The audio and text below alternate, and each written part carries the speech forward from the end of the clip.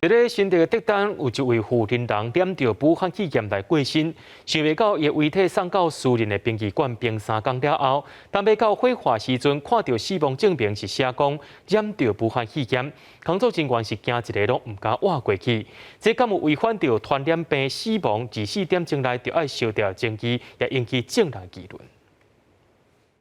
竹东一位55岁负责人在长照中心获得新冠肺炎。原底经过病院治疗，测试已经解除隔离，刷到一般的病房。想袂到初六病情恶化过身，遗体刷来殡仪馆。几天后，殡葬业者准备火化，看到死亡证明书顶悬注明新冠肺炎，工作人员全拢错一条。已经存在一个风险，到第3天来办火化，才会叫人发现，而且比所有工作人员竟然拢唔知影讲，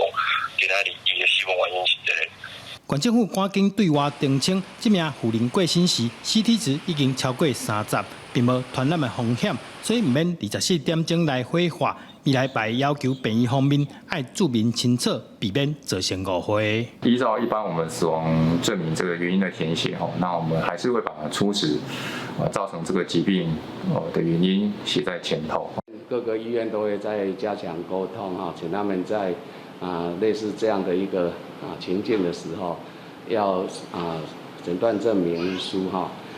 各类诊断证明书都要注明的更详实。经过通报了解，业者初九已经合作家属完成遗体火化，为了安全，工作人员彻底消毒，大家总算是透一口气。记者刘君豪，新竹报道。